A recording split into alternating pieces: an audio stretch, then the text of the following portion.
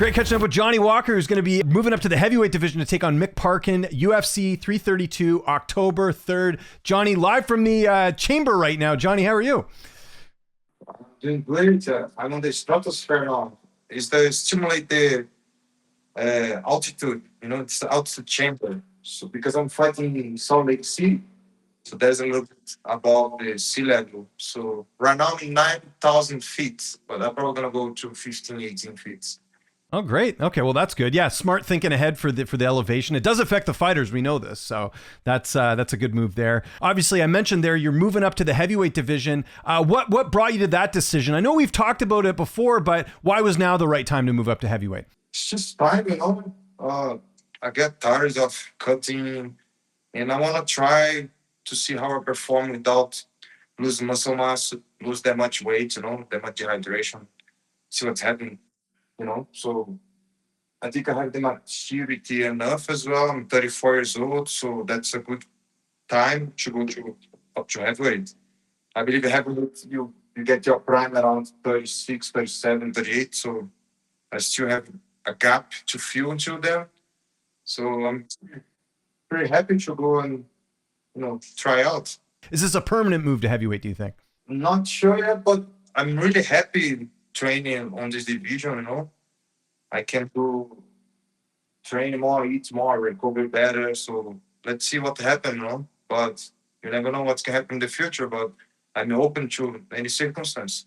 Okay. Yeah. Well, we'll see how it goes. And of course, you were supposed to fight earlier this month in Serbia against Delija. He, I believe, pulled out of the fight. So how quickly after that fight fell apart did you get this fight? How much notice did you get? I believe 2-3 weeks after he get hurt. Mm-hmm. He was out, and then I wait for 2-3 weeks, and then they offer me a few other options. Then I prefer this one, so I have more time to prepare, and it's close to home as well, so that's a better opportunity. Yeah, I agree. Let's talk about Mick Parkin. 10-1 record. How do you feel like your style matches up against his?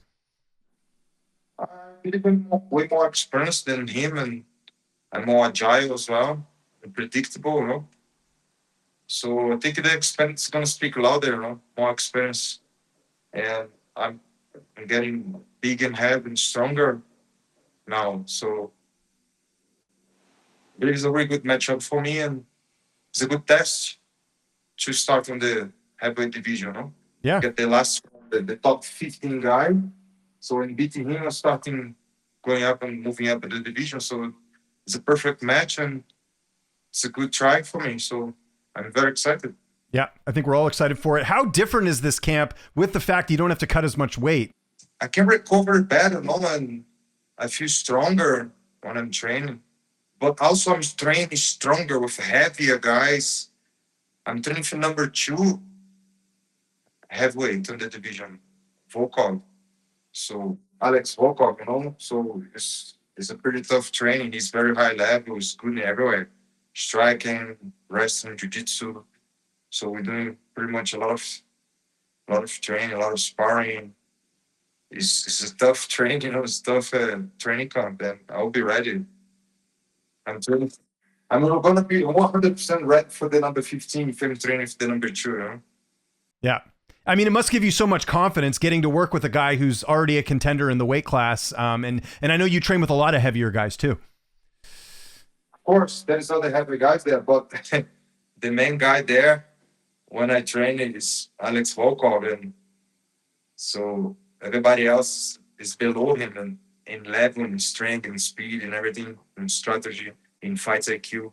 So when I go for him, you have to be very smart, very quick, and the other guys, they are good too. They're strong, but it's not the same level. So I'm pretty much good guys. The name of the gym is Porrada Training Center.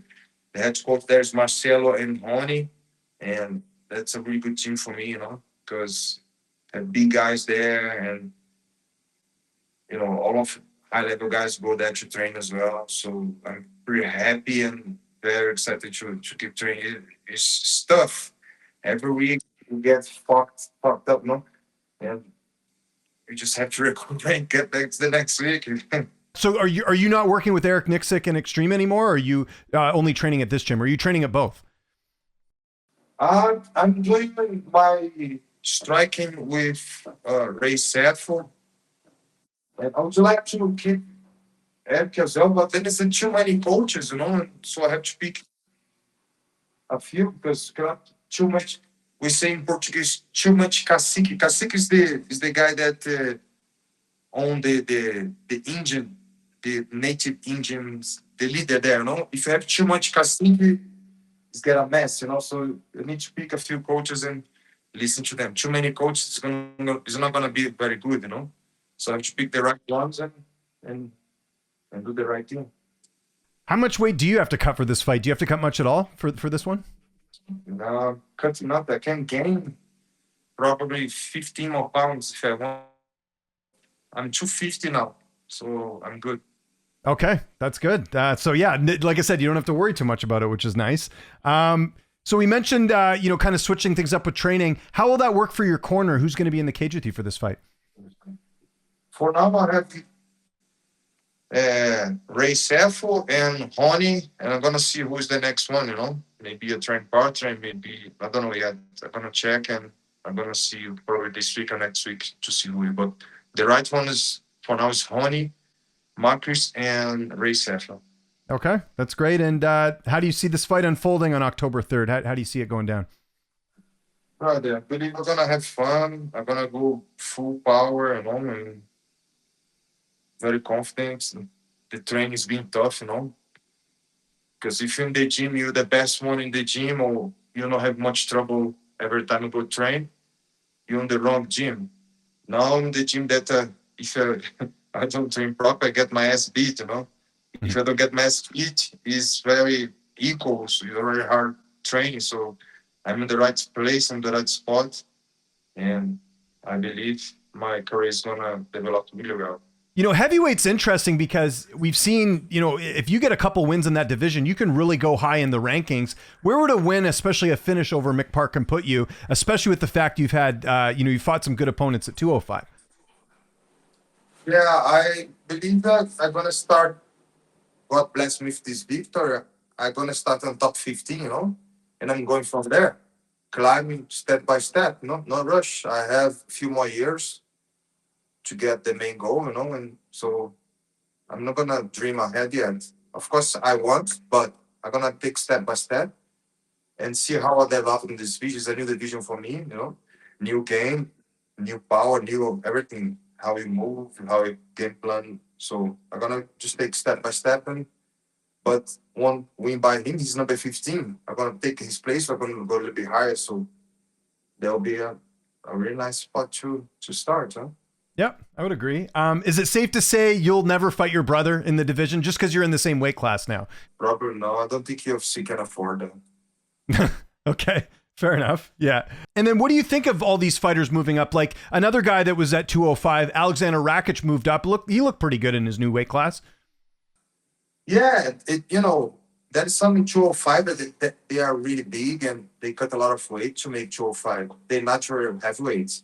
Of course, they don't need to diet to do 265, but they are most of the heavyweights. They are around between 240 to 260, 250. So it's nice because it's a tryout. It's not very big jump, for them. And I believe we have a lot of 205 that can do good on heavyweight. Well, one fighter we saw also from your weight class, your old weight class, was Alex Pereira. He moved up to fight Ciryl Gane. Were you surprised how dominant Ciryl was in that fight? That was pretty impressive. Yeah, so I think Pereira he gained too much weight and not very quality weight as well. He don't need gain too much weight to fight on heavyweight. He's supposed to just don't do diet, no cut. Because he naturally is probably 220, 230, or 235. He's supposed to fight on that weight and gain more weight if you're gonna keep in the division slowly with quality muscle, no? I think he get too heavy and then he lost mobility or speed, but we never know, right? We know the fight. This is my what I think, but we don't know what's happening inside there or how the fighter really feels. This is just my two pieces that I think. Well, no, I ask you that because I'm sure that's something you saw, and you're probably like, I don't want to gain too much weight because I don't want to lose too much speed, right? I don't know if you saw that fight and thought that I'm for good. yourself. I'm not forcing to gain weight. I'm just not doing diets, and I'm not, I'm not eating shit as well because I don't want to lose my parts of my muscle. But I'm not like usually when I'm fighting 205. I have a deficit caloric to make 205. So I'm not on the deficit anymore. I'm just pretty eating healthy, but not as much as I want. So that's really good. Yeah, and one other name I'll ask you about, just because I forgot, he's moving up. Jamahal Hill is moving up as well to heavyweight. What do you think of that move? A lot of guys are now moving up to your weight class. Yeah, you're just gonna see after the first fight, as I said, a lot of big guys of 205, they are pretty heavy and they have speed, they have power. They just cut too much weight. So I think that would be a good move if they, you know, go up with quality. Yeah. So you just have to wait and see what happened on the first fight. Like me too. I don't know what's gonna happen. I believe and I pray and I hope for the best, but we're just gonna know after the result. Yeah, certainly will. And just last question on the division. Again, I mentioned Gane's win over Pereira. Do you think after what you saw him do to Pereira that he would be able to defeat Tom Aspinall if they fight? Because that's a big rematch that's coming up potentially, is Aspinall and Gane. What do you think of that? Uh, Aspinall is very, he moved a lot and he's kind of the same kind of style. But I believe Gunn was winning that fight before he poked him in the eye, Yeah, he was. Yeah. So I think that he can keep on the same, path. And if he get not disqualified again, maybe he win the fight. Yeah. Yeah, it'll be interesting. We'll see when that fight gets booked. Before we go, how's fatherhood? How's all that going? Family life? I know you're a very proud father. How's all that going? Yeah, now I have 2 kids and very happy. Can't wait for my mom arrive. She gonna arrive next Wednesday now, and then she gonna have to take over. Because now I have to wake up, take my son to nursery, and if my mom leaves, she can wake up, feed him, and can take half more now, 1 hour more on my sleep and my rest. She can look after him as well, so I can take more rest. Because now it's the point of my country where I really need to take at least a nap after lunch, and I stretch as much as I want because what I need as well, because it's gonna get tough, and rest is very, very important because if you don't rest, your body don't recover. So I need to take naps and just sit down, recover. But sometimes we get home after the last train and my son will come, Baba. He call me Baba. Come, Baba. Let's go. Come. And then I don't want to stand up, bro. I don't want to sit. I just want to stay. And then I have to go and play with him. But, yeah, it's nice. But when you have a hard job like this, when you train a lot, it's a little bit tough. But I don't want to let my son on the need of, when he want to play. But it's hard, bro. It's really good to have a son and a daughter, building your little family. But when you try to drive both at the same time, a hard career plus fatherhood, it's not easy. But I'm happy, and this gives me more motivation, to I train hard and bring the win to my family.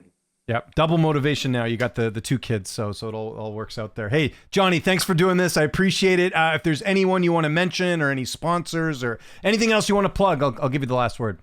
Of course, I want to say thank you for Monster, for Aviator, and Books. Let's go.